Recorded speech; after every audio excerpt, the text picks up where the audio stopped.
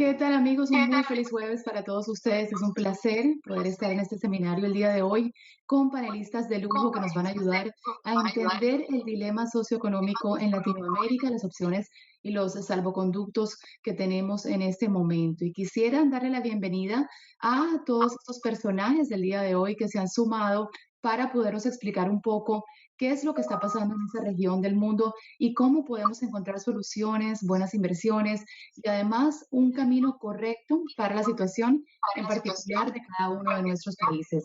Quisiera darle la bienvenida a Gonzalo López Jordán.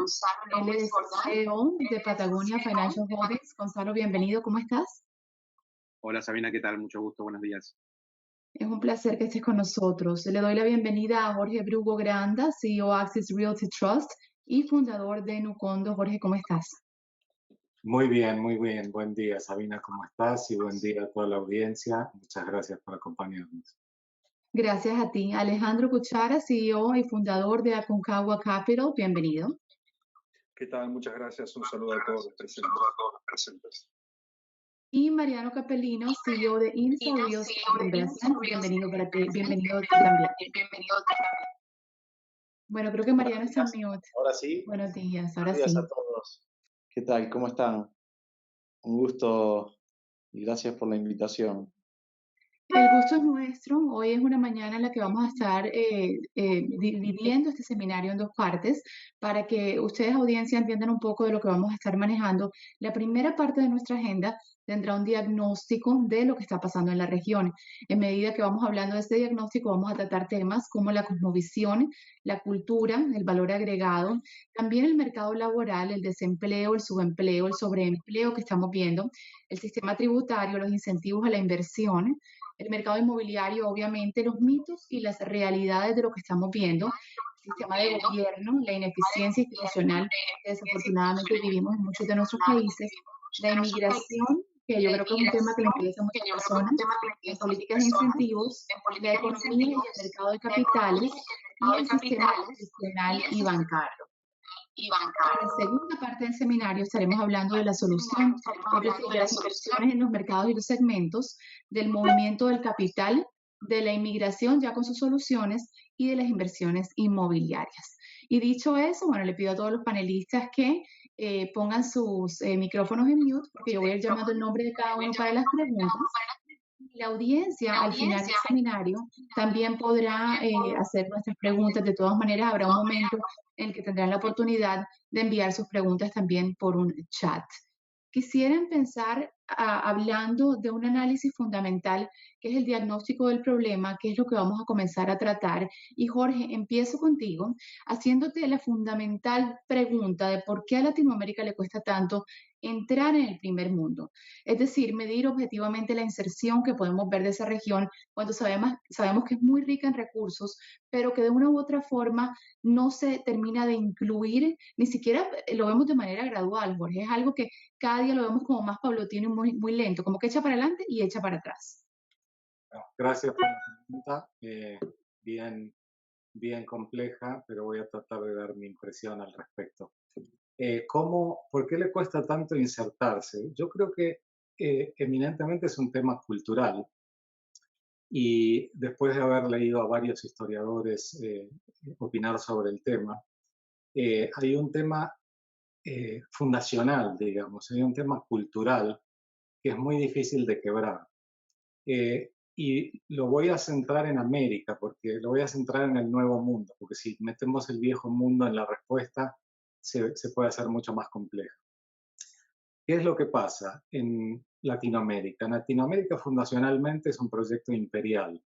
¿Qué quiere decir eso? Es un proyecto de colonización, comenzado por el Imperio Español y los sucesivos, donde hay un poder absoluto imperial con un plan de colonización y con un plan con una estructura política y de poder vertical. Y eso lo heredamos al día de hoy en la cultura latinoamericana, por eso tienen los presidentes tanta fuerza dentro del sistema institucional. Por eso hay una visión tan caudillista de los presidentes. donde los poderes de alguna manera se alinean, porque viene de antaño, de esa cultura, de esa concepción, de esa cosmovisión, donde hay una persona arriba que simplemente a las cuales todos se alinean y se va formando un sistema social y cultural y de poder en función de eso. La gran diferencia en América del Norte, que en vez de ser un proyecto imperial enviado por la corona para rédito, digamos, y para aumentar la riqueza de la corona y expandir sus posesiones y sus tierras y extraer bienes, oro, plata, etcétera, en ese momento, en Norteamérica será un proceso completamente distinto. Es un proceso donde unos pocos peregrinos van escapando de Inglaterra, básicamente, de lo que es el Imperio Británico, y después van seguidos por otros países europeos. Y hay gente que se escapa de las persecuciones religiosas, de las hambrunas, y simplemente buscan un lugar donde vivir tranquilos, donde puedan vivir en libertad, donde no sean perseguidos por sus ideas, donde no sean perseguidos por su fe, y se van formando lo que se llaman las 13 colonias. En todo ese proceso hay una fundación muy interesante que se da para el control y para el poder y el manejo de esas 13 colonias. Y eso es curioso, voy a hacer un paréntesis acá, es gracioso porque todo el mundo sabe que la primera democracia del mundo es la griega, que fue de alguna manera generada en la antigua Grecia.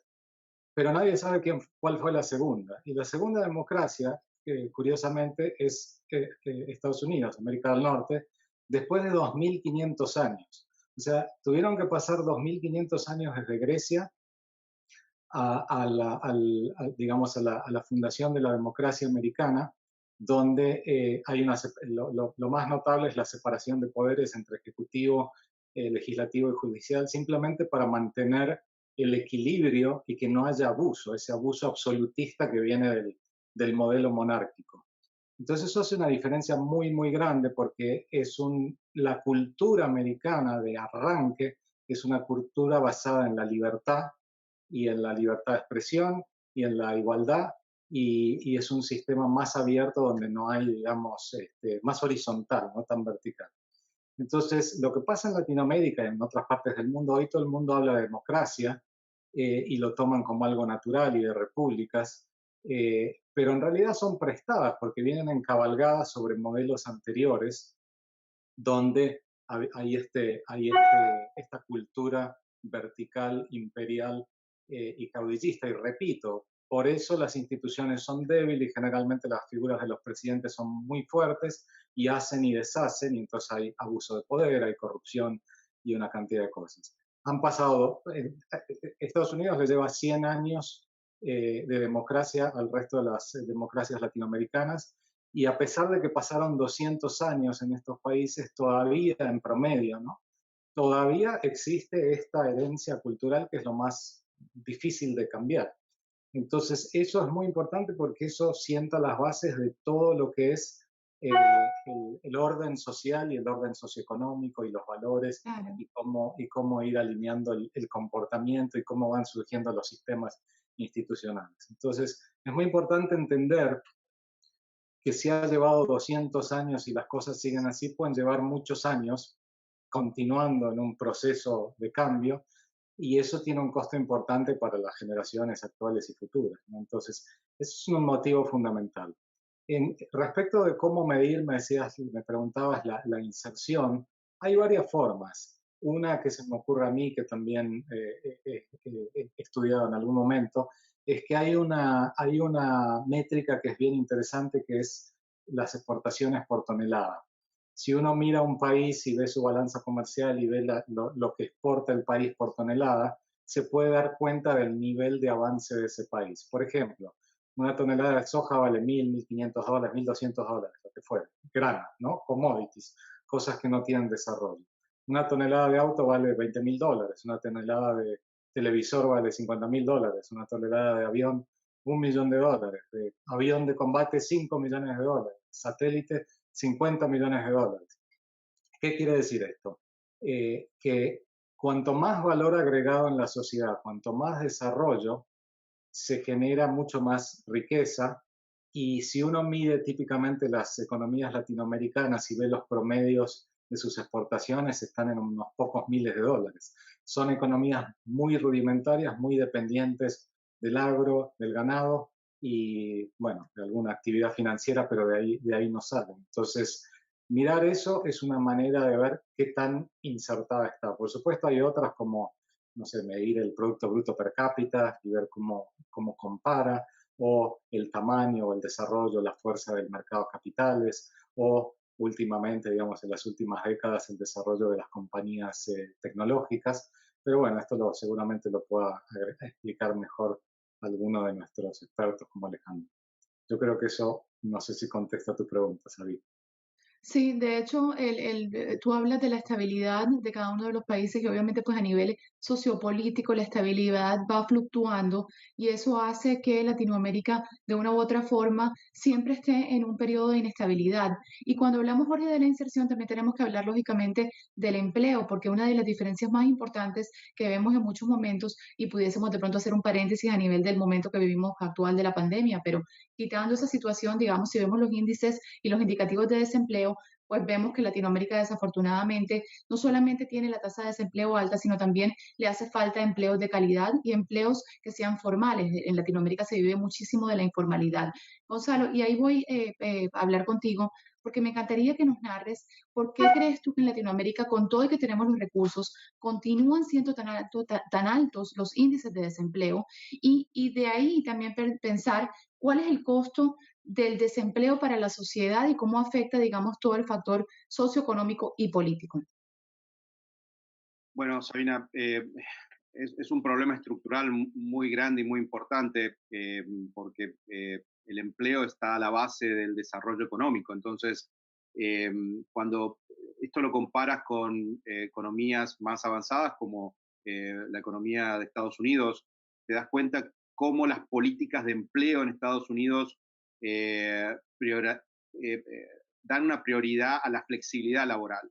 Y creo que esa es la clave, digamos, dentro del respeto de los sindicatos, de la función del trabajo organizado, de la protección al trabajador, hay una grandísima flexibilidad laboral. Y eso conlleva que el mercado pueda absorber, pueda ajustarse, pueda cambiar, pueda enfocarse en diferentes industrias y vaya cambiando ese enfoque a medida que va evolucionando. Y eso no lo vemos en Latinoamérica. Eso, ser empresario en Latinoamérica muchas veces es la primera pregunta que un empresario se hace es, bueno, mi costo fijo, tengo una serie de costos fijos, mi costo fijo adicional es el empleado, y a mucho empresario le tiembla la mano antes de contratar a alguien porque sabe que es una propuesta de muy largo plazo y que si las condiciones económicas de su negocio cambian, no va a poder ajustar eso rápidamente desde el punto de vista del empleo. Entonces, eh, creo que cuando vemos esa gran diferencia de mentalidad a la hora de eh, eh, eh, poner políticas arriba de la mesa que conlleven sí a una protección del trabajo, una protección del trabajador, pero al mismo tiempo un apoyo y una flexibilidad al empresario, no vamos a ver una evolución concreta. Si a eso queremos sumar también programas como aquí existen en Estados Unidos, programas inmigratorios que apoyan la creación de empleo y que son muy importantes porque, digamos que de alguna que otra manera benefician el capital privado y la creación de empleo que venga, el capital privado que venga desde afuera para la creación de empleo interno en el mercado. Esas son políticas muy importantes. Ningún país de Latinoamérica tiene estos incentivos o este tipo de programas. Entonces ahí es donde ves una grandísima diferencia.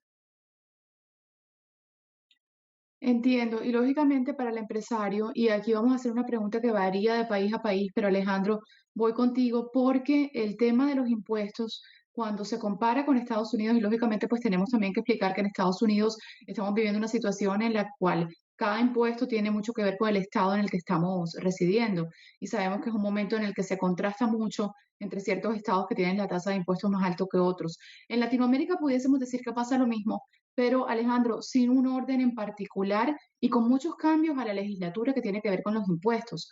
¿Cómo afecta esto a la economía? Mira, yo creo que no es exclusivamente un tema de impuestos. Yo actualmente resido en Chile, pero tengo permanentemente contactos con varios países producto de mi empresa. Y yo de verdad no veo que el impuesto sea el problema para, para, para los empresarios y para la gente en general. Es cierto que hay un despropósito en algunos países en particular. Por ejemplo, en Argentina han visto una base impositiva exclusivamente pensada para sacarle el dinero a la producción. No así, por ejemplo, en el caso de México, en el caso de Brasil, en el caso de Chile. Yo creo que el empresario, básicamente, el problema que tiene en Latinoamérica en general y en especial en los países que mencioné recién, tiene que ver con que el Estado se le mete al empresario en su movimiento permanente, su movimiento diario. Eh, digamos, es fundamental que digamos, si Argentina, si Latinoamérica quiere cambiar estos escenarios donde los impuestos son excesivamente altos, es fundamental que el Estado deje de participar. Hay impuestos a la producción, lo más común, por ejemplo, la producción de granos en Argentina, es una locura lo que se mete con lo que es el tipo de cambio también. Así que para mí es fundamental que nosotros pensemos que si queremos afrontar esta nueva etapa que todos soñamos para nuestros países. Yo muchas veces veo a mi Argentina, veo Chile donde estoy y veo las discrepancias que hay entre el mundo libre y entre el mundo latinoamericano. O sea, cómo se le meten al productor, cómo se le meten al comerciante diciéndole lo que tiene que hacer. Creo que eso está excesivamente mal. Conozco un montón de empresarios, muchos son clientes míos en temas financieros, y yo no escucho que el problema sea los impuestos. Sí escucho que el problema tiene que ver con una competitividad y con específicamente los problemas que genera el tipo de cambio a la hora de hacer los negocios. Bueno, Jorge, hablemos un momentico, Jorge, de cómo los gobiernos latinoamericanos están fallando a sus pueblos en este momento mientras Mariano logra reconectarse. Perfecto. ¿Cómo los gobiernos fallan a sus pueblos? Yo creo que de ¿Cómo los muchísimas gobiernos formas. latinoamericanos? Claro, sí, porque tú estabas mencionando, para poner un poco en contexto, que en Latinoamérica hablábamos más de caudillos y que la democracia en Latinoamérica pues todavía tiene mucho que trabajar. Y en efecto es así para muchos de estos países en los que vemos que desafortunadamente el sistema electoral pasa por muchísimos fallos. ¿Cómo crees tú que los gobiernos fallan? Y obviamente pues hablando a grosso modo, teniendo en cuenta que cada país tiene su situación muy particular. Yo creo que la lista es larga, se me ocurren varias cosas, voy a ir comentando. Tal vez una de las cosas más importantes sea el mal sistema educativo. El sistema educativo es clave y en países, por ejemplo, como Singapur, en unas pocas décadas pasaron de ser países pobres a ser potencias. El hecho de tener, subsidios, una educación deficiente, que se le dé, digamos, como dice la frase, es preferible entregarle la caña de pescar que el pescado a la gente, ¿no? Que a la gente se le enseñe, se la capacite, sobre todo a las nuevas generaciones, se les dé las herramientas para enfrentar el futuro exitosamente, es fundamental. Y yo creo, por historias que oigo de distintos países, que salvo que sean instituciones privadas muy costosas que no están al alcance de la gente, por el resto de la población, el sistema educativo es bien deficiente y eso obviamente genera muchísimos problemas en el futuro, porque obviamente muchos de estos gobiernos populistas lo que quieren es tener un pueblo ignorante y adormecido para poder controlarlo mejor, básicamente subsidiado con planes o con cosas para tener votantes cautivos y perpetuarse en el poder, pero no pensando en grande en el crecimiento y el desarrollo económico de un país. No, me parece que el tema de la educación es clave y es central. Otro tema evidente es el tamaño del Estado, o sea, comparando instituciones en otros países, sobra gente, los sistemas, además de la corrupción, básicamente el financiamiento del gobierno a través de los impuestos, a través de la deuda externa o emisión de bonos, se lo chupa todo el gobierno y se lo gasta o en sistemas de pensión ineficientes o en obra pública donde hay esquemas de corrupción o para financiar estructura estatal, ¿no? Y no queda absolutamente nada para el sector privado. Toda la plata se la chupa de alguna manera el gobierno y queda seca la plaza para el financiamiento privado, que es clave para que haya un desarrollo económico. Otro tema que ya mencionó Gonzalo, inflexibilidad laboral, eso es terrible. El costo del desempleo es bestial, o sea, medido en términos de lo que es el gap de Producto Bruto. Cada punto de desempleo, yo no me acuerdo de la cifra, pero cada costo de cada punto de desempleo es enorme en función de dónde podría estar el país si estuviera en pleno empleo, cuántos años le tomaría recuperar cada punto de desempleo, es desproporcionado. Entonces, a medida que el mundo avanza y se mantiene en pleno empleo, las economías latinoamericanas con altos niveles de desempleo no solamente están estancadas, sino van para atrás y cada vez es más grande el gap, ¿no? Estos creo que son algunos temas. La lista es muy larga, pero creo que son algunos temas centrales.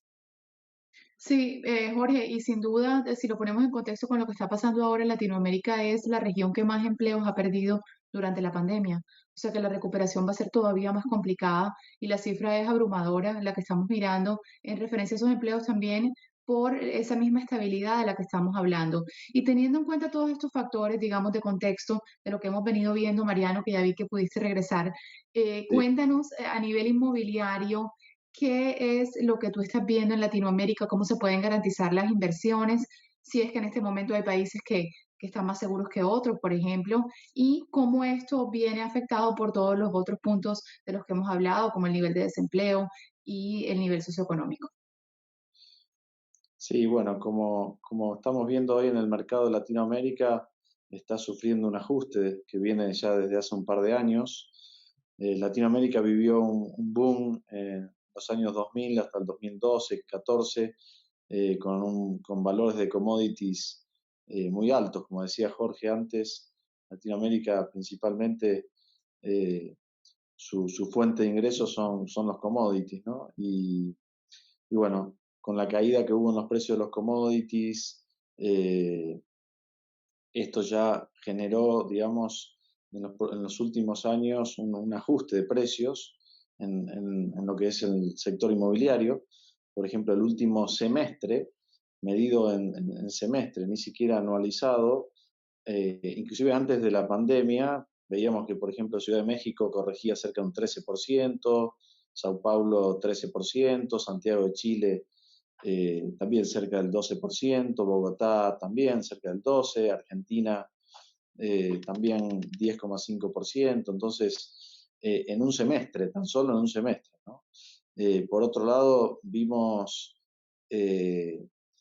fuertes devaluaciones. Argentina lleva devaluado este año más del 40%, Brasil el 25%, México en torno al 13%, Colombia y Uruguay también más del 10%, con lo cual esto evidentemente genera un ajuste de precios de los activos en dólares, porque finalmente el costo de reposición generalmente está especificado en los países, entonces cuando hay devaluaciones, lógicamente el valor en dólares es mucho más bajo. Nosotros decimos siempre que es muy incierto, digamos, invertir en Latinoamérica, dado que tú nunca sabes cuál es tu costo de reposición. En Argentina hace un par de años, un año, se construía cerca de $1.500 el metro y hoy se construye a menos de 700, 600. Entonces, aquel desarrollador que invirtió en su proyecto, tomó sus riesgos y puso su capital, hoy ni siquiera recupera el capital, ¿no? Después de un par de años de trabajo y toma de riesgos. Entonces, a la hora de evaluar un sector inmobiliario es muy importante evaluar el ciclo del mercado, que al final todos los mercados tienen un ciclo y la clave es poderlos interpretar para evitar las correcciones y aprovechar las subidas o las recuperaciones de los mercados luego de crisis. Por otro lado, evaluar mucho el marco institucional, la seguridad jurídica, la transparencia de los mercados. Es muy difícil para fondos de inversión, para los principales jugadores, poder invertir en países como Latinoamérica. O sea, temas macroeconómicos como inflación, como desempleo, como lo que hablábamos de tipo de cambio. O sea, son todos factores que hacen muy difícil la inversión en Latinoamérica de los grandes jugadores, como es así también el financiamiento. O sea, los grandes jugadores obviamente crecen a través del financiamiento en los países desarrollados y digamos, en prácticamente ningún país de Latinoamérica un activo inmobiliario genera una renta, por ejemplo, en dólares, superior al costo de financiamiento. Hoy la renta inmobiliaria, dado el apetito global de inversión en el mundo, es cada vez más baja, está en torno al 3%, un rendimiento promedio. Y bueno, tal vez hoy sí en Estados Unidos te puedes financiar por menos del 3% y en Europa por menos del 2%, pero en ningún país de Latinoamérica te puedes financiar por menos del 5 o 6%. No sé, a no ser Chile creo que era una de las únicas excepciones, ¿no? Entonces, la verdad que es muy difícil y eso lo demuestra la inversión de los 200 fondos más grandes del mundo en Latinoamérica en su conjunto tan solo invierten el 0,8%. O sea, de toda la torta que se invierte a nivel mundial, que el 83% se la lleva Estados Unidos con un 46% y Europa con un 37%, entre los dos se llevan el 83%, a Latinoamérica tan solo le llega el 0,8%. Entonces, es evidente, digamos, que es muy difícil realizar inversiones seguras y rentables y de largo plazo en países como Latinoamérica, más aún hoy en este contexto bueno, de esta crisis que nos tocó vivir a nivel mundial, ¿no? Claro, y teniendo todo esto en cuenta, y antes de ir con el tema migratorio, que obviamente pues es un tema que viene como una reacción a todo lo que pasa en la región, porque vemos el tema migratorio no solamente hacia Estados Unidos o países europeos, sino también dentro del mismo Latinoamérica, de un país a otro. Me encantaría que Alejandro nos haga un análisis de cómo entonces pudiésemos nosotros evaluar, Alejandro, el crecimiento económico en Latinoamérica. Cómo lo vemos y cómo podemos ir teniendo en cuenta dónde se está mejor y dónde se está peor, o si desafortunadamente se queda igual a través del tiempo. Bueno, mira, la historia reciente muestra que algunos países han mantenido un crecimiento económico razonable y en donde el clima de inversión y de desarrollo también es razonable. Siempre es menor que en Estados Unidos, pero igual es razonable. Los ejemplos básicamente son Chile y Uruguay. El crecimiento que tuvo Paraguay en estos últimos años también ha sido muy, muy importante. Yo creo que uno podría pensar que hay algunos malos en el vecindario, algunos que realmente están tirando hacia abajo ese promedio. Básicamente Argentina, digamos, se ha empecinado en los últimos 15 años en tener una política errónea y por ende Argentina tiene en este momento el PBI aproximadamente del año 1970, 70, 72, algo parecido. No quiero hablar del tema político, pero evidentemente que el problema ahí se plantea por un problema en el cerebro de los que gobiernan a través del peronismo. Tienen un malestar, hay una neurona que está no muy bien desarrollada y lo que buscan hacer es reprimir el crecimiento de los que tienen que, digamos, que estar haciendo las cosas bien. Fíjense, por ejemplo, el caso de Uruguay, con todo este manejo último de la pandemia, Uruguay, Paraguay han tenido un desarrollo súper razonable. Yo creo que ahí es donde los que invierten tienen que tener en cuenta que la inversión tiene que ser posible de ser recuperada. Y en ese sentido, claramente, yo creo que los desarrollos en Brasil, en México, en Chile y en Paraguay y en Uruguay son los que llevan la delantera. Lamentablemente los otros países embanderados en una cuestión ideológica ridícula están haciendo que los que invierten en ese lugar tengan que estar sufriendo. Yo creo que todos los que hacemos negocios de riesgo, ya sea del mundo real, el de la inversión, de por sí nos enfrentamos al mercado. Cuando uno compra una acción es porque hay alguien que la vende y alguno gana en el corto plazo y otro pierde. Pero tener de enemigo al propio gobierno no es muy recomendable. Entendido. Y Gonzalo, ¿cómo afectaría entonces el sistema migratorio al desarrollo de Latinoamérica? Y de nuevo estamos hablando no solamente del sistema migratorio hacia Estados Unidos, cuando ya la persona o el inversionista decide que quiere una segunda casa o que quiere su primera casa en un país desarrollado, sino también el sistema migratorio dentro de Latinoamérica. Es decir, estamos viendo, por ejemplo, el caso de Venezuela, una gran cantidad, un éxodo de venezolanos hacia Colombia, hacia Perú, Ecuador y hacia el sur, también lo hemos visto y entre países del cono sur también se ve mucha inmigración. Sí, obviamente.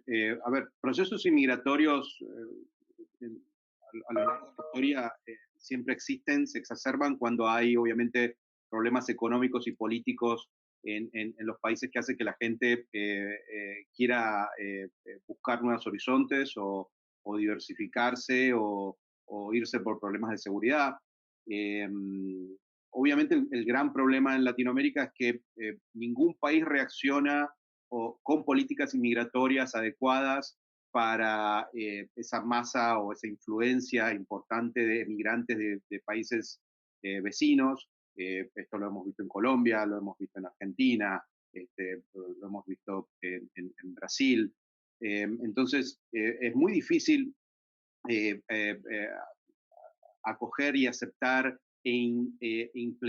incluir dentro de la sociedad todo ese influx de gente que está llegando sin políticas coherentes y sin políticas a medio y largo plazo. Eh, Tú piensas que cuando una familia decide mudarse a otro país, no es una decisión fácil y es una decisión que generalmente tiene consecuencias a muy largo plazo. La pérdida de materia intelectual que está ocurriendo en Latinoamérica hoy en día hacia varios países del mundo, hacia Europa, hacia Estados Unidos, hacia Canadá, es enorme. Y reemplazar esa materia intelectual, incluso esos capitales, va a llevar mucho tiempo. Nosotros acá en Miami nos ocupamos fundamentalmente de asesorar clientes que están buscando ese plan B y que quieren usar Estados Unidos como pata de llegada o como parte de su estrategia inmigratoria. No son procesos fáciles, son procesos que llevan su tiempo a analizar, son procesos que tienen muchas implicaciones, no solamente a nivel inversión, de elegir la inversión correcta, a nivel regulatorio, a nivel educativo. No siempre están ligadas al inicio de comprar una vivienda o tener una segunda casa, eh, pero sí parten, yo te podría decir que el 98% de nuestra clientela, la primer consulta o el primer approach que hacen con nosotros es, quiero establecer un plan B, ¿cómo establezco un plan B? Y el problema es que, y al menos esos son las personas que de alguna que otra manera han tenido un proceso intelectual sincero y se dan cuenta que tener un plan B no es algo que uno pueda hacer de la noche a la mañana, no es algo que uno pueda ejecutar rápidamente si no ha tomado las previsiones y las precauciones adecuadas. Entonces, eh, hay gente que obviamente llega a ciertos extremos, ya sea por persecución política, por persecución de seguridad, o porque el mismo sistema económico de repente cierra las posibilidades para seguir creciendo en los negocios que ellos ya tenían establecidos y no les queda otra que buscar nuevas fronteras y nuevas alternativas. Entonces, obviamente el costo que esto tiene para las sociedades latinoamericanas es enorme. Y estás hablando de generaciones y generaciones antes de que, de que de que todo el aporte intelectual que esa gente que se fue se pueda volver a restablecer, que el capital que esa gente se llevó pueda llegar a recomponerse. Y por más que mucha gente siempre cuando habla de estos plan B no abandona del todo sus empresas o sus compañías de manera local, siempre mantiene una dualidad de actividad económica.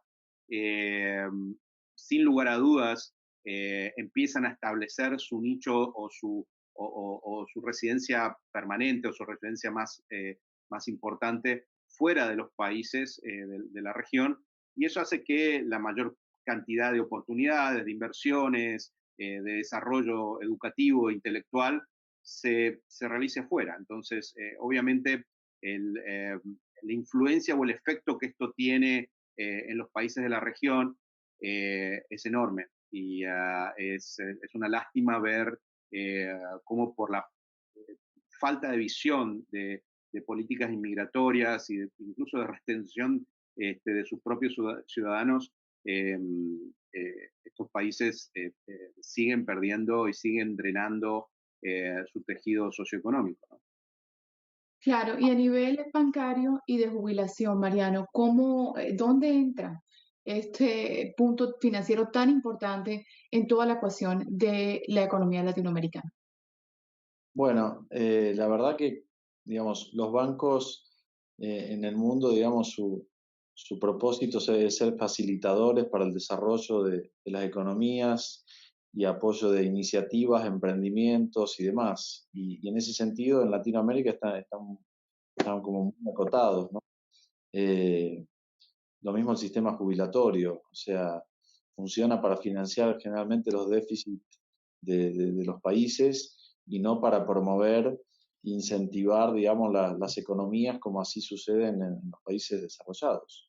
En los países desarrollados, los fondos de pensión son los grandes motores principalmente del sector inmobiliario, que invierten mucho en inmuebles porque es un activo real, que obviamente protege ante la inflación y genera rendimientos por renta, y es un activo muy seguro, digamos, para todo este sistema jubilatorio, ¿no? Y los bancos también cumplen un rol muy importante. El 90% de las transacciones en un país desarrollado, de las operaciones, son con préstamos hipotecarios a 30 años a tasas muy razonables que hoy están por debajo del 3% anual. Entonces, eso permite no solamente a las familias poder acceder a la adquisición de una vivienda, sino que a todos los desarrolladores poder proyectar a largo plazo y financiar sus proyectos y que haya un mercado profundo, líquido, transparente. Y bueno, nada, en ese sentido, digamos, Latinoamérica es como que no puede salir de este círculo virtuoso, ¿no? Y la gran pregunta, entonces, para pasar ya a la segunda parte, la pregunta del millón, ¿qué soluciones tenemos y cómo se pueden manejar las inversiones de manera más segura? Jorge, te pregunto, ¿cómo se estructura un plan B? ¿Cuáles serían entonces las inversiones convenientes? Porque, y más adelante, brevemente lo hablaremos con Gonzalo, el tema de las soluciones migratorias, pero no necesariamente esas soluciones existen para todo el mundo. Inversiones más convenientes, plan B. Bueno, creo que el plan B habló algo Gonzalo extendidamente, no me voy a extender mucho más en eso, pero para mí hay dos grandes dimensiones dentro de lo que es el plan B. Uno es lo que es la necesidad de habitación, digamos, y otro lo que es la necesidad de producción. En términos de habitación, obviamente hay que tomar muchas decisiones, hay que hacer la investigación correspondiente, cuáles son los barrios correctos, cuáles son los mejores lugares, los mejores formatos de vivienda, precios, sistema educativo, colegios, etc. Nosotros en nuestra empresa tenemos unos servicios de relocalización para gente que cuando ya tiene su situación inmobiliaria, inmigratoria más clara, entonces los guiamos mucho respecto de dónde, por ejemplo, poder tener una vivienda que sea acorde a su estilo de vida, dependiendo de dónde vengan, y a la composición familiar, si tienen o no tienen hijos, dependiendo de las edades, etc. Entonces, eso es un ejercicio que también lleva un tiempo. Yo creo que sumado al de Gonzalo, el hecho de venirse de la noche a la mañana se da en algunos casos, pero hay que pensar en un plan B que hay un tiempo, no hay un gap, hay un limbo entre pasar de un mundo a otro que toca sortear y puede llevar mucho tiempo y y mucho costo y mucho error sin asesoramiento, y que con asesoramiento obviamente ese gap se puede, asesoramiento que no necesariamente puede ser profesional. Yo he tenido montones de amigos que han venido a vivir a Estados Unidos y que simplemente por boca a boca o por recomendaciones o por lo que sea van formando rápidamente su vida, porque a mí, yo tengo 20 y pico de años en Miami, me tocó vivir ese limbo, y sé que no es fácil, y la verdad que haber tenido gente que me haya ayudado en ese proceso fue muy importante. Y después está el otro tema, que es el trabajo, ¿no? Se puede venir con empleo, o se puede venir como inversor, se puede venir para hacer negocios, o se puede venir buscando empleo también. Eso necesita una solución inmigratoria. Y hay montones de planes y cosas en las cuales Gonzalo, yo no soy experto, puede eventualmente ampliar más, pero yo creo que esas son las dos dimensiones: a dónde vivo y a dónde trabajo, a dónde invierto o qué hago como actividad productiva para sustento de mi familia. Y todo ese armado es complejo, es una vida nueva en un país nuevo. Entonces, requiere tiempo, planificación dentro de las posibilidades de cada uno. Respecto a las inversiones más convenientes, Sabi, yo te diría que todas. O sea, acá de nuevo volvemos al tema estructural. ¿Qué es lo que tiene el mundo desarrollado, Europa, Estados Unidos? Generalmente lo que hay son 3 o 4 cosas muy importantes. Seguridad jurídica, o sea, el que la hace la paga, no, no, uno no va haciendo macanas por allí y después pasan inadvertidas. Uno no renta una casa y después el dueño de la casa tiene que pasarse 2 años sin que le paguen la renta para desalojarlo, porque las leyes de desalojo favorecen a los inquilinos mal portados, de alguna forma. En muy poco tiempo, en 30 días, se hace una evicción y ya, y así un poco con todo. Entonces, el tema de la seguridad jurídica es algo que es muy importante. El sistema funciona, es rápido, es expedito y no es tan costoso.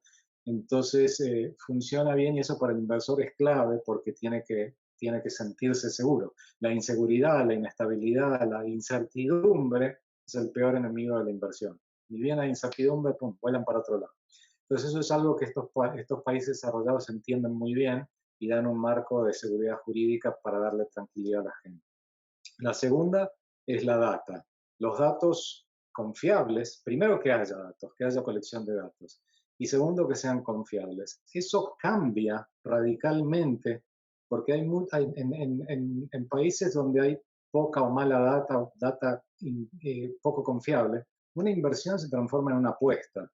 Una inversión se supone que tiene que ser educada con base a, uno asume riesgos con base a datos concretos y le irá bien o mal, pero por lo menos es una inversión, uno sabe lo que está haciendo. Cuando no hay información, o la información es fallida o no confiable o simplemente inexistente, hay que recaer en opiniones, subjetividades, olfato, la velocidad del viento, lo que sea, y para eso uno se va a Las Vegas, ¿no? Y juega en el casino, y es más o menos lo mismo. Entonces, eso es algo que han entendido bien estos países del primer mundo. Y el otro tema, obviamente importante, estas dos cosas dan mucha estabilidad. Esa estabilidad da trabajo, da crecimiento económico y da solidez a la moneda. El hecho de tener una moneda fuerte como el dólar es clave, porque elimina un riesgo completamente en toda inversión, que es el riesgo cambiario. Si uno invierte en Estados Unidos, sabe que no va a tener un problema evaluatorio, o en un país europeo. Si uno invierte en cualquier país latinoamericano, empezando por los miles de puntos de inflación de Venezuela hasta los seguidos por los distintos países, por Argentina y tal, en la ecuación de inversión hay que tener una línea más, que es la incertidumbre cambiaria. Eso se puede cubrir, se puede asegurar, pero tiene un costo. Entonces, te diría que con base a esas 3 cosas, moneda, data confiable y seguridad jurídica, hace eso, solamente eso es el fundamento de lo que Mariano dice, que 40% y pico por ciento se lo lleva a Estados Unidos, 35% a Europa, porque es darle tranquilidad al capital, a la inversión, ¿no? Entonces te Claro. diría, ¿qué inversiones se pueden hacer? obviamente se pueden hacer inversiones financieras, se pueden comprar empresas, se pueden comprar empresas de bienes o de servicios, se pueden hacer inversiones inmobiliarias. Y como hay información profusa y confiable y no hay, por ejemplo, en el tema inmobiliario no hay un valor de mercado y un valor de escrituración. No hay distorsiones entre los precios. Los precios son los que son y quedan registrados como son. Entonces, uno no tiene que andar adivinando. La información es transparente y eso hace una gran diferencia. Entonces, yo diría, para redondear, el sistema está hecho para que la gente le vaya bien. El sistema está hecho para que la gente progrese y si progresa va a pagar más impuestos. Si hay más impuestos recolectados, entonces el país va a tener más dinero para hacer más inversiones, devolverse a la gente en forma de educación, seguridad, justicia, salud, defensa, todos los distintos aspectos. Entonces, es un sistema donde hay un círculo virtuoso que incentiva y que premia el buen comportamiento y que da los elementos para tomar decisiones educadas y correctas. Entonces, si hay alguien que hace inmuebles en algún país de Latinoamérica, como yo hacía antes de venir, se va a sentir en un paraíso aquí, porque todo es tan simple y tan fácil y tan y tan previsible que es simplemente seguir la letra y hacer que funcione, ¿no? Lo mismo, tengo amigos que han abierto, no sé, restaurantes o que han abierto empresas de otro tipo y han crecido muchísimo. La gran diferencia es que haciendo las cosas bien en los países del primer mundo se progresa, porque hay crédito, también es eso importante, hay crédito que ayuda al crecimiento y de las tres cosas que mencioné antes. Entonces, en general, salvo raras excepciones, el entorno es bastante hostil para los negocios en Latinoamérica y es mucho más difícil poder proyectar y tomar decisiones que van a terminar en una ganancia en vez de en una sorpresa desagradable. Yo creo que eso es Gracias, Jorge. Y Alejandro, ¿cómo se pudiese mover el capital más eficientemente entonces? Bueno, en realidad los movimientos de capital están regulados oportunamente por el que emite el capital y por el que lo va a recibir. Generalmente, en ese caso, siempre uno tiene una cuenta en el país de origen y una cuenta en el exterior y envía el dinero a través de un sistema de wire transfer y demás. Básicamente eso lo que a uno le permite. Hoy por hoy hay un montón de posibilidades para mantener el capital a buen resguardo, en el sentido sobre todo del tipo de cambio. Y básicamente hay un montón de nuevas herramientas, digamos, básicamente todos los brokers que están operando en distintos productos, todos los bancos que están recibiendo dinero y que desde ahí pueden enviar las divisas. Y para aquellos que son un poquitito más de la nueva época, también existen las criptomonedas, que no solamente son un método de inversión, sino son cada vez más un método de pago y un método digamos, de hacerse dinero en efectivo cuando uno está en distintos países. En ese sentido, yo creo que la gran ventaja es que al mandar el dinero a Estados Unidos y estar ya en dólares, uno, como decía, muy bien decía Jorge, el hecho de que el dinero ya haya llegado a un banco americano a uno le da la seguridad y la certeza de que todo lo que haga a partir de ahí va a estar resguardado por la regulación americana. Y uno a veces como latinoamericano, que uno se siente mal porque uno dice, ¿por qué no puedo tener mis X miles de dólares en Argentina? Y claramente lo que pasa es que aparecen los políticos de turno con esa mala neurona que mencioné hace un rato cuando yo conversé, entonces empiezan a querer poner el impuesto a la tenencia, que empiezan a querer grabar los wire transfer, los cheques y estas cuestiones. En cambio, cuando uno llega a Estados Unidos, se enfrenta a la oportunidad. La inversión está ahí y es uno el que tiene que, digamos, tener muchas horas de sacrificio y de esfuerzo para ver en qué lo quiere invertir. Pero está todo a favor. Y pienso que eso nos llevaría entonces a dos conclusiones importantes para todos los panelistas y pues para toda la audiencia. Alejandro, no, Gonzalo, voy a ir contigo mejor. Gracias, Alejandro.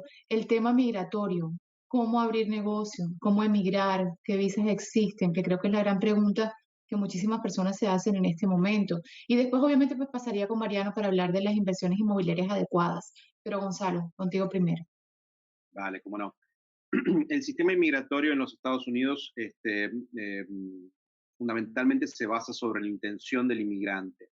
Entonces, la tipología de visas disponibles en este país se divide en dos grandes campos: visas de inmigrantes, o sea, aquellas visas que conllevan o que tienen como punto final un green card, una tarjeta de residencia permanente en los Estados Unidos.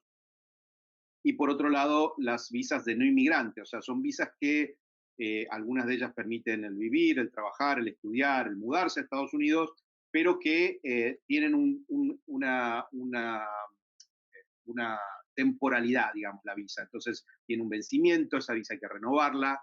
Entonces, nosotros trabajamos con ambas tipologías de visa para darle servicio a nuestros clientes. Hay veces que combinamos ambos tipos de visa, una E2 inicialmente para después llegar a tener una posición de green card. Lo bueno que en este país, cuando uno se hace residente, hay muy pocas diferencias entre los derechos y las obligaciones de un ciudadano a un residente. La única sería probablemente el derecho al voto, pero el acceso al crédito, a la educación, a la salud, eso cuando uno es residente permanente lo obtiene. Y con 5 años de residencia, este país permite a sus residentes optar por la ciudadanía americana si eso lo quieren hacer. Hay muchos países que permiten tener incluso la doble ciudadanía, entonces no necesariamente uno tiene que renunciar a su ciudadanía de origen para poder optar por la ciudadanía americana. Y de alguna que otra manera, lo que nosotros hacemos es un tipo de análisis detallado de cada caso, porque cada caso es muy diferente dependiendo de la composición familiar que tenga la familia que quiere optar por este plan B. Es entender cuáles son los objetivos para después poder poner un programa arriba de la mesa que conlleve a esos objetivos. Obviamente tenemos que lidiar con otros aspectos, como puede ser la disponibilidad de los activos a invertir, la liquidez necesaria, la tipología de inversiones con la cual una persona se sienta más cómoda en invertir. Y en base a eso, obviamente, determinamos y confeccionamos un plan personalizado para cada situación. Como les decía antes, hay veces que hacemos combinaciones de visas y con algunos ciudadanos de algunos países. No es el caso de Argentina, porque Argentina tiene acceso a un programa o a los convenios bilaterales que existen con Estados Unidos y por ende puede tener acceso a las visas E2, que tal vez son las visas más fáciles y con menos cantidad de inversión que se requiere para poder tener ese beneficio. Gonzalo, qué cantidad tiene la G2? Mira, el programa de dos, si te vas a ver la regulación, no determina una cantidad exacta para invertir, pero sí habla de que la cantidad de invertir tiene que ser una cantidad sustancial. Nosotros en nuestra experiencia vemos que cuando estás hablando de un rango de 200 a 250 mil dólares, podés hacer el caso y podés convencer al oficial inmigratorio de que es una inversión sustancial en Estados Unidos. Después tiene otros tipos de requisitos como la cantidad de ownership, o sea, de propiedad Sí, la propiedad que tiene. Ujú. que tiene que tener dentro de esa visa, la tipología de negocio, tiene que ser una tipología de negocio activo, no pasivo. Entonces, simplemente comprar una propiedad no te califica para una de dos. Si vas a querer desarrollar un edificio, tal vez sí. Pero bueno, por eso digo que por cada situación y por cada cliente, las soluciones o la combinación de soluciones que buscamos pueden diferir mucho, ¿no? Pero muchas veces uno empieza tal vez con con un tipo de visa que es más fácil obtener, que da un acceso más rápido, más inmediato a los Estados Unidos, y a medida que el negocio de esa persona va creciendo, después hace el salto, digamos, a una aplicación de Green Card o de residencia permanente, ¿no? Entendido. Bueno, pues para la audiencia saben que para más información en referencia a visas o cualquier otro de los temas que hemos hablado, van a tener la información de cada uno de nuestros panelistas. Y Mariano, la pregunta del millón. Entonces, ¿dónde se invierte a nivel inmobiliario y por qué? Bueno, la pregunta del millón. Yo creo que tenemos la guía de los 200 fondos más grandes del mundo, que son los que mejores retornos generan y supuestamente tienen los equipos más grandes e inteligentes, con lo cual no me movería mucho de lo que ellos hacen respecto a los mercados, ¿no? Ya sea Estados Unidos o Europa.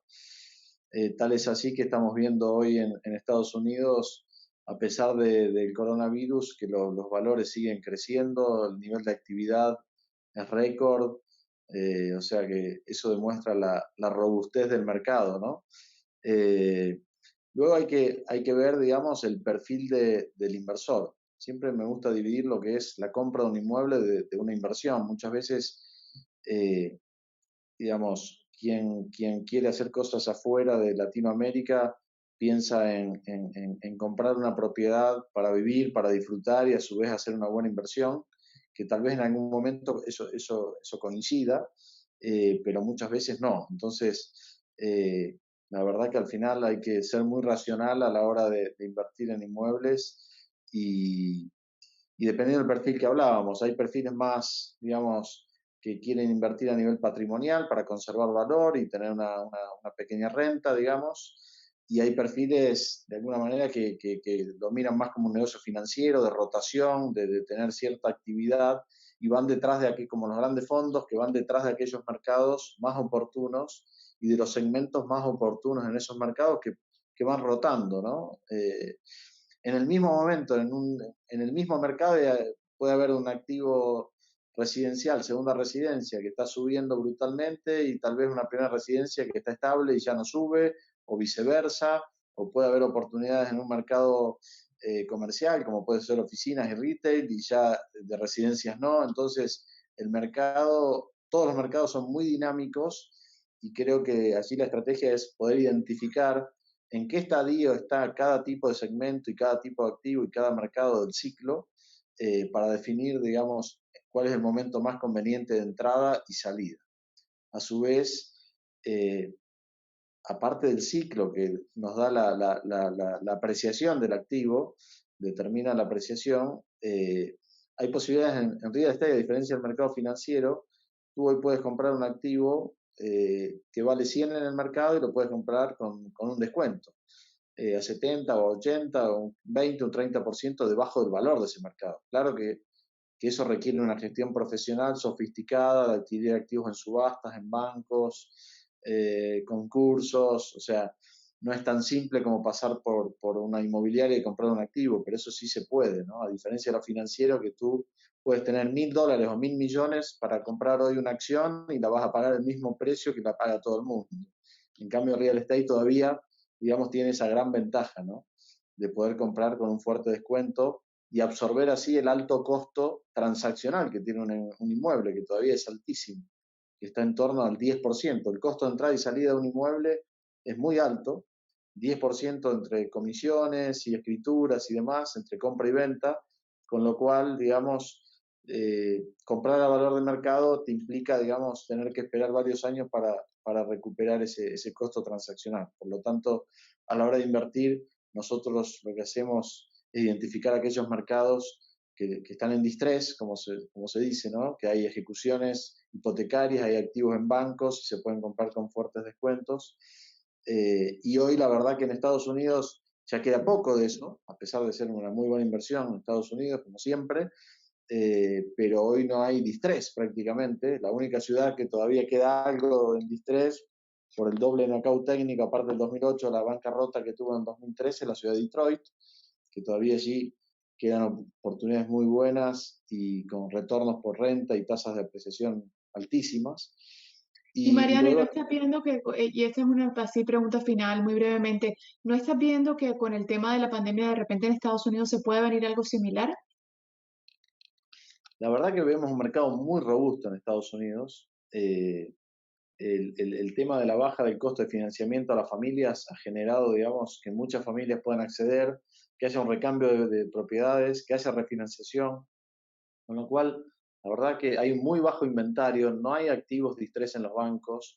La verdad que vemos un escenario poco probable, pero sí en España, por ejemplo, dentro de Europa, España, Francia, que tienen todavía bastantes activos en distrés en los bancos y en las economías ha pegado bastante más fuerte que en Estados Unidos, con lo cual allí, digamos, vemos muchas oportunidades, inclusive en activos que ya no había oportunidades porque llevaban varios años de recuperación y quedaba muy poco ya en los bancos de activos prime, como hoteles, locales comerciales, edificios de oficina, residencial en las ciudades más importantes como puede ser Barcelona o Madrid, vuelve, ese mercado vuelve a brindar oportunidades que ya hacía un par de años que no había, ¿no? Entonces, nada, creo que ambos mercados, ya sea Europa o Estados Unidos, son muy buenos mercados para invertir y ahí ya depende, digamos, las expectativas de cada inversor y los retornos que busca. Pero bueno, la posibilidad de lograr retornos por encima de los 2 dígitos hoy la vemos más probable en Europa o en España, en Francia, en Italia, que en Estados Unidos, que el mercado está muy estabilizado y no vemos corrección ni distrés en los bancos, ¿no? Maravilloso, Mariano, muchísimas gracias. Quiero darle ahora paso a Liliana Pinto, porque ella viene de parte del patrocinador del evento, que es Sony Bahía, y nos va a hacer una breve presentación, pero también quiero decirle a la audiencia que se queden, si tienen alguna pregunta, que la envíen, y nuestros panelistas la responden después de que Liliana haga su presentación. Lili, te invito a que te unas, y después de que Liliana nos enseñe brevemente su presentación, entonces haremos ya la despedida final. Liliana, bienvenida, ¿cómo estás? Gracias, Sabina. Me encanta estar aquí con ustedes. Gracias, Jorge, gracias a Jorge y a Nucando. Estoy aquí con la posibilidad de participar en este webinar tan espectacular con estos especialistas. Gracias, Alejandro, Mariano y Gonzalo. Y sí, pues estamos muy contentos y ahora que ustedes hablaban, que Mariano hablaba de las inversiones en finca raíz, yo tengo un producto espectacular aquí en la bahía de Biscayne, además preciso para el mercado argentino, porque tengo un incentivo maravilloso. Tenemos acceso al club de playa y eso es porque ustedes son playeros, ustedes aman el sol. Entonces tenemos un incentivo de 1 año de acceso al club de playa privado en Key Biscayne, que es absolutamente maravilloso. Y estoy lista cuando Gaby quiera pasar el video. Precisamente estoy aquí en mi sala de ventas, ahí pueden ver ustedes, ya nos van a mostrar el video.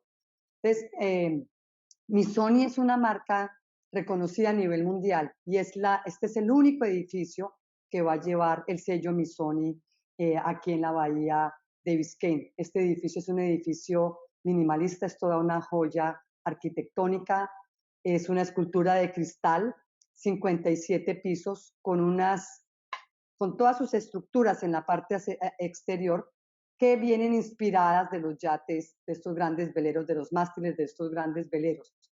Y es un maridaje, y me encanta la expresión, perfecto con la marca Missoni, que es colorido, que es elegancia, que es sutil.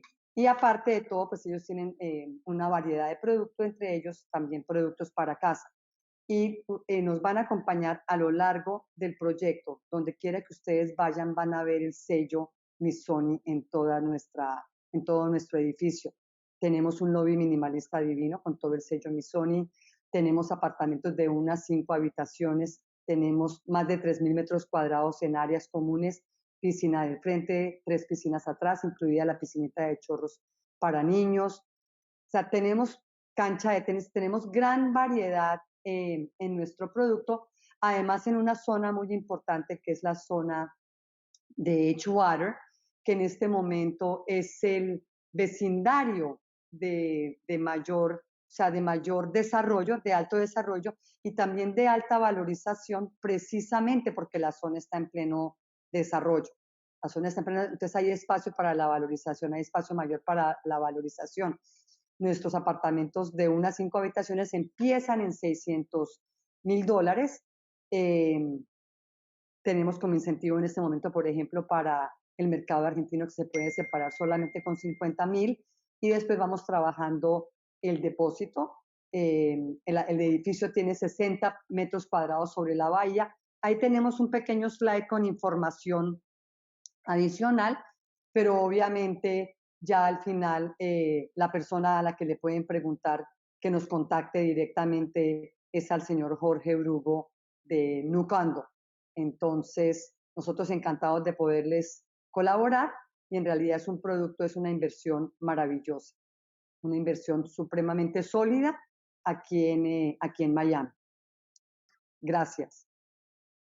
Gracias a ti, Liliana. Sin duda es un proyecto espectacular y vale la pena que lo conozcan un poco más, además de que es un proyecto que, como menciona Liliana, ya está en construcción, tiene una base sólida de financiamiento, es de un desarrollador que está trabajando en otros proyectos como Quiero una. mostrar bien rápido, perdón, Sabi, que te Sí, interrumpa, Lili, pero adelante. les quiero mostrar nuestro avance de construcción porque eso es muy importante y le da solidez a nuestro producto. Mira, ahí está esa maravillosa torre elevándose, ya vamos en el piso 26 y con una vista absolutamente espectacular.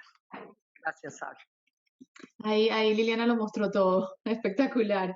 Bueno, estaba mirando y creo que todo ha quedado bastante claro, porque no tenemos preguntas de la audiencia hasta el momento. Entonces me gustaría que brevemente pues nos despidamos. Jorge, adelante, gracias por todo, gracias por invitar a este seminario y bueno, tu mensaje final. Gracias a todos ustedes, gracias a la audiencia, gracias Sabina, excelentes preguntas. Gracias Lili, divino el proyecto. Mariano, Alejandro, Gonzalo, un placer como siempre. Y bueno, aquí estamos para ayudar al que quiera armar un plan B en todo lo que sean temas de inversión inmobiliaria, relocalización o cualquier otra pregunta relativa a lo que se conversó aquí. Tanto sean inversiones residenciales o comerciales, que las venimos haciendo hace más de 20 años en Miami, para nosotros y para nuestros clientes. Muchísimas gracias, Gonzalo, gracias. No, gracias a ti, Sabina, Liliana, Mariano, Alejandro, Jorge, muchísimas gracias por el tiempo y por haber compartido también puntos tan interesantes, creo que para toda la audiencia.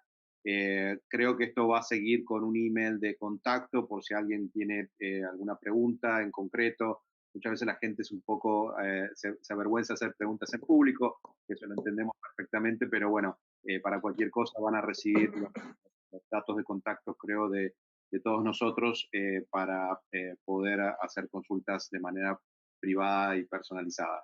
Así que bueno, muchas gracias por el tiempo y estamos a la orden. Muchísimas gracias, Gonzalo. Alejandro, ¿tú estás ahora mismo, Alejandro, en Chile? Sí. Sí, ¿qué tal? Bueno, muchas gracias a ustedes. Yo en este momento estoy en Santiago, hace unos años, pero bueno, mi empresa tiene cobertura en toda Latinoamérica. Ahora, a raíz del virus chino, estamos contenidos en un determinado lugar, esperando ya volver rápidamente a viajar para visitar no solo clientes, sino a mi hija que está en México. Y así que bueno, ha sido un placer. Muchas gracias por esta oportunidad, especialmente a todos, especialmente a Jorge, que fue el que me invitó. Y un comentario para Liliana. Me encantó tu comentario de que a los argentinos nos gusta el sol porque somos lagartijas más que personas. Estamos todo el tiempo. No sé por qué, es algo que viene en la genética, no lo entiendo. Nuestros gobernantes nos quieren robar plata y nuestras personas quieren tomar sol. Eso es muy cierto. Bueno, pues maravilloso, vitamina D. Eso le sube la inmunología con referencia al virus, Alejandro. Muchísimas gracias. Y Mariano, tú estás en España, ¿no? Sí, sí, muchas gracias. ¿Dónde está la oportunidad? Ah, mira. Pero bueno, estoy volviendo a Miami ya el fin de semana. Bueno, muchas gracias Jorge, Sabina, espectacular.